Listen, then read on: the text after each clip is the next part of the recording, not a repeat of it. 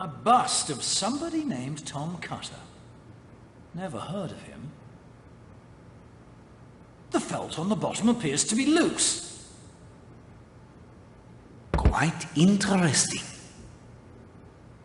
A plate with a keyhole in it. Another key. One could hardly call this bust a bust at all. Wouldn't you say, Poirot? A welcome appearance by the most elusive rarity, the wit of the British. Right. No need for barbs, old man.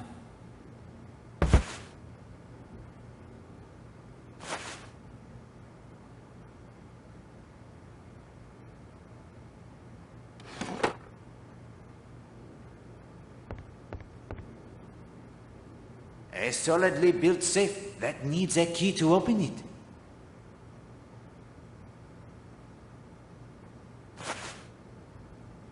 The safe, it opened effortlessly. It must see frequent use. A common enough oil lantern used for signaling. We will leave it for the present, Hastings. These codes aren't standard Morse. I don't like the look of them at all. Good God, Poirot. That's a German two-way radio. I think we'd better have a talk with that castle woman. No. Make a note of the codes. But we must not remove anything or mention our discovery, Hastings. I agree something is not right, but let us rest and see what occurs with her.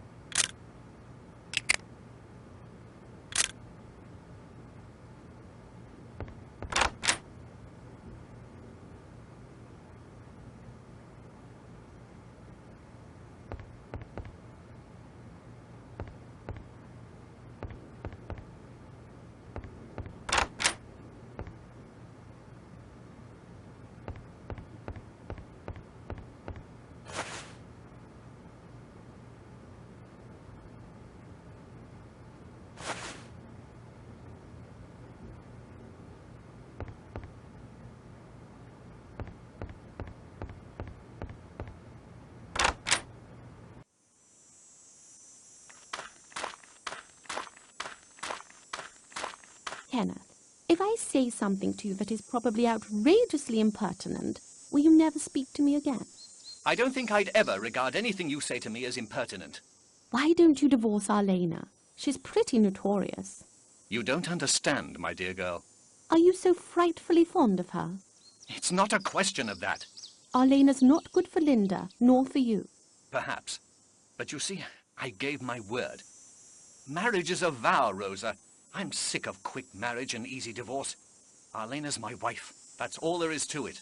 Till death do you part? Yes. Till death do us part. I see.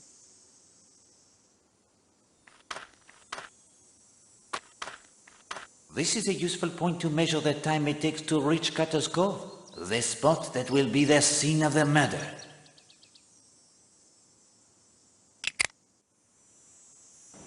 From the tennis court to Cutter's Cove, it is 20 minutes.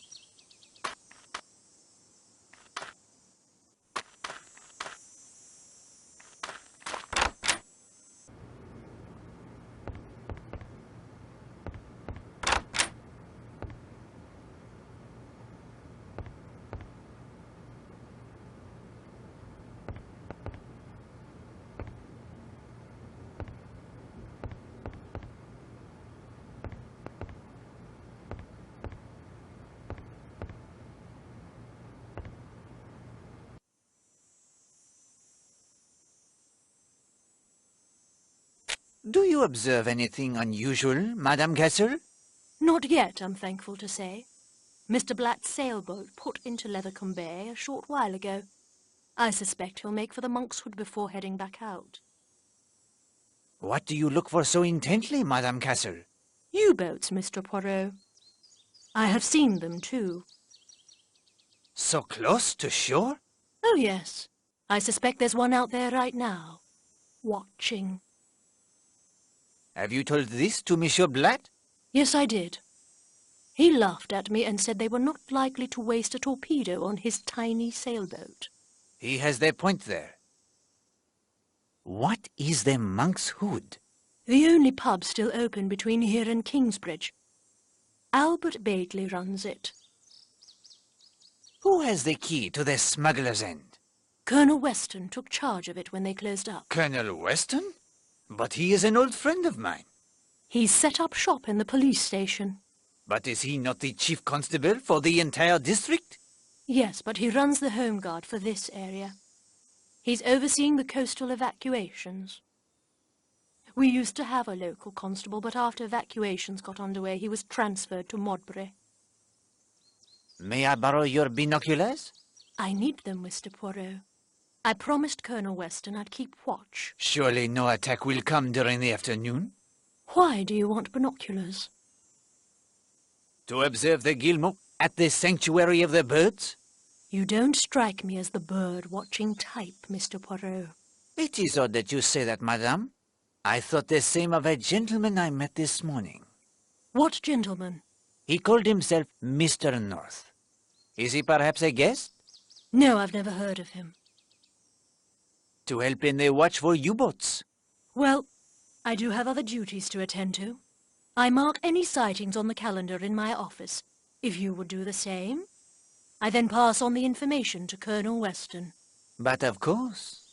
And if you wouldn't mind doing me one small personal favour. I would be happy to assist you, madame. If you would return this book to the lending library, I'd think that a very fair trade. I shall do as you ask. Here you are, then. I'll be off.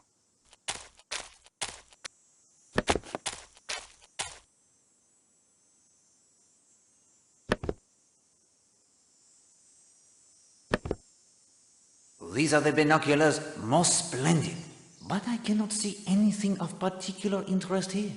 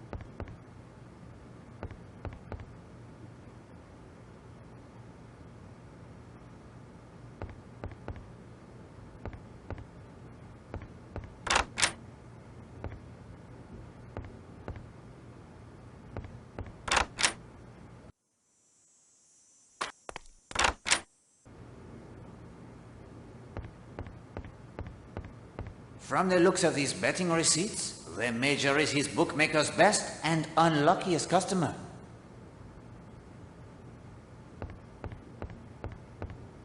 I think this room belongs to Major Barry.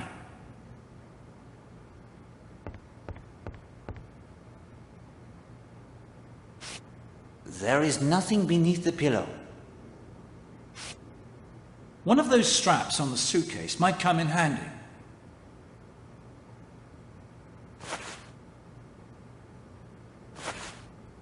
Let us hope the Major is not as observant as Poirot.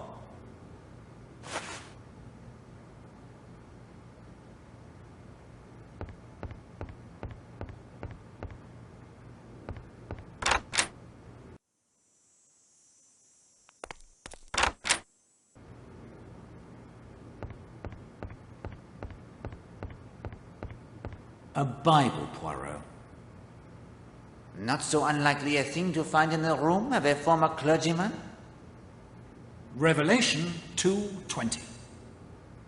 Thou sufferest that woman Jezebel, which calleth herself a prophetess, to teach and to seduce my servants to commit fornication and to eat things sacrificed unto idols. Now, why would he have that particular passage open?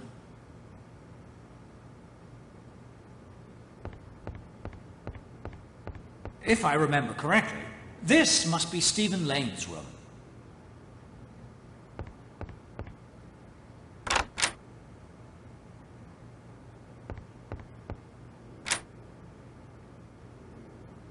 Mineral oil makes a spiffing laxative. We will borrow the mineral oil, Hastings. But Poirot has no need of the laxative. No markings on the bottle at all. I will take only 2. Perhaps we can determine what they are.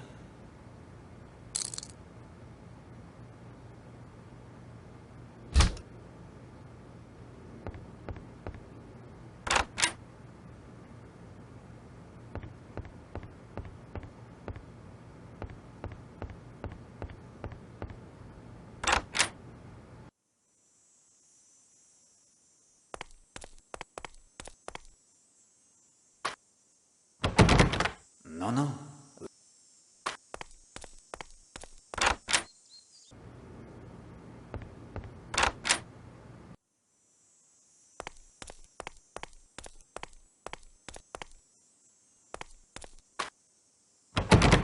Quite secure.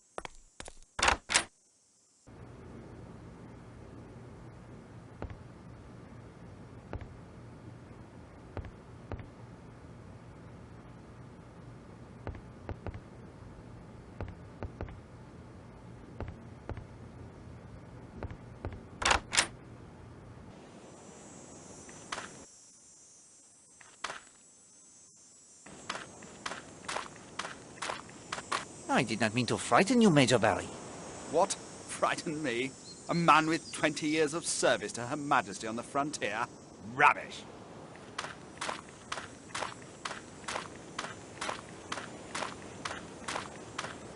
That fellow is up to something, Poirot. Mark my words. Something, or someone, had certainly captured his interest.